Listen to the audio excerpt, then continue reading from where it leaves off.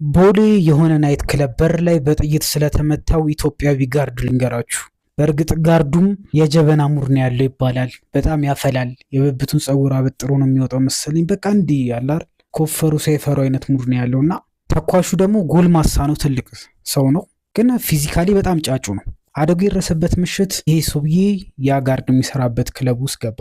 እየተፍታታ ከአንድ ጠጭ ጋ ግን በቃ አይኑ ካልተስማሙ ማላርለ አይተያይተ የምትደባበረው ነገር። ያ ደግሞ ጠጪ ከጋርዱ ጋር በጣም ፒስ ነው። ሲገባ ሲወጣ ምናምን ሳንቲም ያስጨብጠዋል፣ ይጋብዘዋል። የሆነ ነገር ኮሽ ሲል ጋርዱ እሱ ነው ፕሮቴክት የሚያደርገው ቶሎ ከቻሳ ብሎ ማለት ነው። እና የሆነ ነገር ሲፈጠር ምናምን ይመጣና ይህን ፕሮቴክት አድርጎ እዚህ ላይ መልክ ሰርቶበት ይሄዳል ማለት ነው። ጋርዱ የሆነ ደረቱ ምናምን አሳይቶት ነው እፈጫ ያለው አይነት ሙድ ማለት ነው።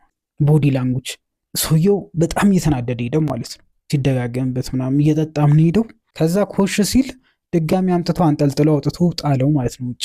ቢያንስ አልተማታው እና ከጣለው በኋላም የሆነ መልክ ሰራበት ገባችሁ። ከዛ በኋላ ይሄ ጆቪ ግን ከባድ ሰው ነው። ከአንዳንድ ነው መኪና ውስጥ ሄዳ በሩን ከፈተ፣ ፒስትል አወጣና ሾተው ማለት ነው። በእርግጥ አልሞትም ጋርዱ ምናምን ግን ሾተው በቃ